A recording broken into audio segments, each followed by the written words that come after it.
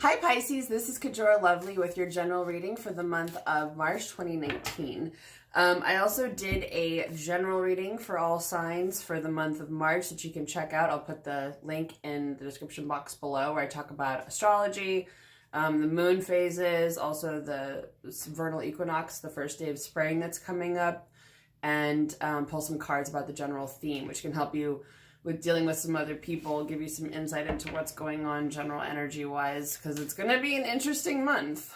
I also am FYI, I'm a tarot card reader and I'm a Reiki healer, and I'm in the LA area. So if you're interested in an in-person or distance reading or healing session, you can email me.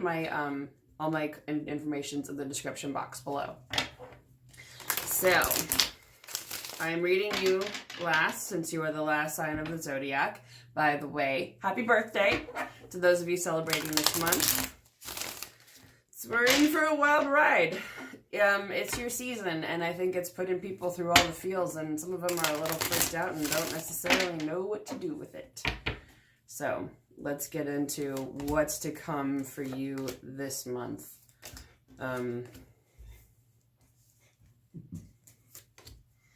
By the way, for those of you who are curious, I'm reading with the Radiant Rider-Waite.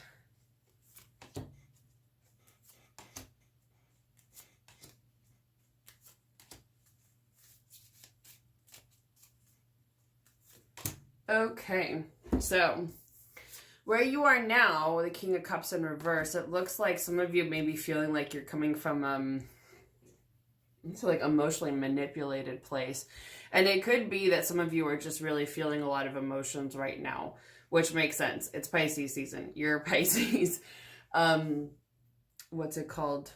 Mercury is in Pisces. Neptune is in Pisces. So you've got some changes going on, communication, all of those emotions are coming up. It's an interesting time. Plus, it's marking the end of the astrological season, the end of winter. There's some death and some rebirth themes that are going on, shadow work, balance, all of that. Again, there's a lot of that in my general video, but it feels like you guys are personally feeling some of that. And it could be that some of you are trying to move something forward, a new creative venture or something like that. This relates to fire, but it's often creativity, communication, action, that there's something that new that you want to pursue moving forward. As far as what's crowning you, an overarching influence is coming out of a period of rest, actually, which makes sense because with your birthday, it's often that kind of restart to your own personal new year. And so it feels like your birthday is sort of your New Year's Day. So it can be that you've come out of that period of hibernation and you're moving toward action. Also, you've got the Seven of Swords in reverse here. This card is about somebody being conniving, manipulative, underhanded, lying, cheating, stealing, all that stuff. So with that, I often see in reverse that that is also coming to an end for whatever reason. And it could be that you're coming out, so are they. As far as the base of the reading, you've got the Page of Swords in reverse. So there's something that you're not necessarily looking for. Maybe you're not looking for new opportunities in life when it comes to certain things. Now, what's around you is a lot of air, which are a lot of thoughts.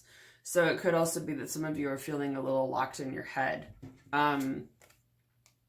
Short-term outcome, you've got the Seven of Pentacles. So this is about seeing how far you've come in a situation, recognizing the work that you've put in, either at your job or at something else, how far you've come at something in life. Also where you are is the Magician, which is amazing because this is your reminder to yourself of what you're capable of manifesting, of building. You're able to use your tools at your disposal to make what you want happen for yourself and also in the world. What's influencing you is the same thing that's influencing everyone else. You actually got it this time, the moon. So this is you, Pisces. This is your card. This showed up in almost every other sign for this month in their readings. And a lot of it is felt like it's the shadow aspects of Pisces that everyone's kind of feeling. The over emotions going within, things with intuition, spirituality, maybe feeling a little overly emotional, feeling like you're not really getting where with some of the things like that you're trying to do. Also, this can be about shadow work, about sort of facing some aspects of yourself that maybe you want to hide, that you're not super proud of. But it's also about going within and figuring out exactly where you want to go with that, what you want to do with that moving forward. In the future, you've got the Hierophant, which is also the sign of Taurus. This is about rules, sort of regulations, tradition, structure. It's about sort of the rule-based approach to religion. I don't know how I feel about you with this one. It almost seems like some of you kind of want that because it gives you something. There's something familiar, but there's also something that you don't like about it. And there is this leaving card, leaving with other people if need be. So it could be, for some of you, there might be something traditional that you're leaving behind because that you maybe don't want anymore. Because I actually feel kind of an aversion to this card for you. So there is something about those rules, that tradition that can feel, oh, I understand what it is. Because your sign, before Neptune was ruled by Jupiter, and those energies, your energy, Jupiter energy, is very expansive. It wants to grow and grow and grow and doesn't have any boundaries. So, which can be kind of problematic, but at the same time, is that the Hierophant is very much like very boxed in, not Vogue, but very boxed in, very limiting, maybe making you feel like a little bit like, I don't want that. Thought I wanted it, maybe I wanted it, reminds me of the past, don't want it. It's for some of you.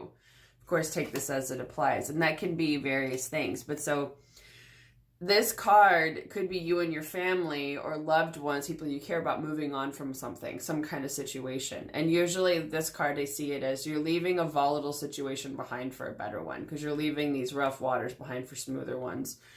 And, you know, they're not looking back. They're like, fuck you, bye.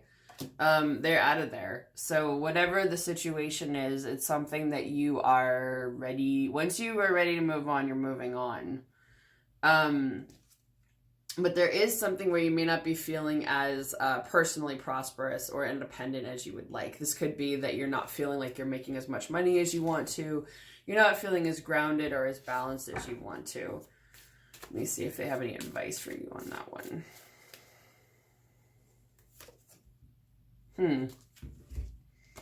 The Hanged Man. By the way, if this is a card, if you get a lot of readings, this comes up. I have a tarot reading that specifically focuses on this card, because this has been coming up in February too, in my personal readings. So this usually means that situation, you may have to be there for a little while. With the Hanged Man, it's often that you kind of have to stick in the situation that you're in, whether you really want to be there or not. And there's something that you're meant to learn. There's some lesson that you're meant to see with a unique and fresh perspective. Yeah. And it probably actually relates to independence. So there's something about independence that you're meant to see from a different angle, a different viewpoint. That's really interesting. So for those of you that work with your spirit guides or ancestors, whoever you work with, you can always ask them. I would say you could like put your hands over your eyes if you want and say, you know, please help me to see things from another perspective. Please help me to see the things that I need to see, the lessons I need to learn in a way that I can understand them and in such a way that I can handle. Because you never want to ask for anything a way that you can't handle, because you may learn a bunch of lessons, but you also might end up vomiting or getting really sick, because sometimes your body has a reaction where it's like too much energy at once. I can't handle it. So I always suggest saying it's for your highest good as well. So that way you know that whatever changes or realizations happen, that it's for your highest good. It's not ill intentioned. And I feel like it's not necessarily going to be fun. It might feel like, because the color yellow is standing out, so that relates to the solar plexus, which is between your heart and your belly button, where your stomach is. So for some of you, the color yellow might be kind of important. You could even wear yellow shirts, or put a yellow crystal there, eat yellow foods, listen to music attuned to the solar plexus chakra, because it's all about your empowerment as well. But I feel like That makes sense because it's all about independence and empowerment and your own sense of courage and strength and determination. So there's something that you're meant to see differently when it comes to that. There's some lesson that can be learned. And that could also come back to this too. That there's some pattern within yourself that maybe you've been avoiding and haven't wanted to see because it's not exactly fun or convenient necessarily. So, then after that, you've got the Two of Wands here, which is about planning. This is about planning for the future that you want, figuring out where you want to go, how you want to move things forward in your life.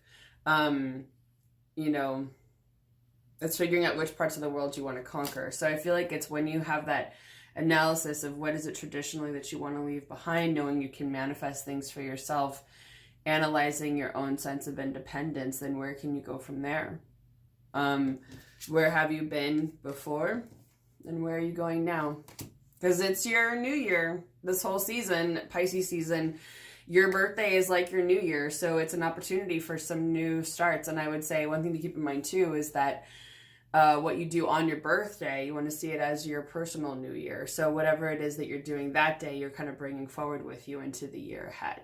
So think about the people that you're seeing, the things that you're doing, what makes you happy, that kind of stuff. All right. Well, again, happy birthday, Pisces. And I hope you have a wonderful month of March. Also, don't forget to check out my general video. Again, the link is in the description box below for the month of March. There's some helpful stuff in there, especially when it comes to dealing with other people. So I hope you have a wonderful month, and I'll see you again next month.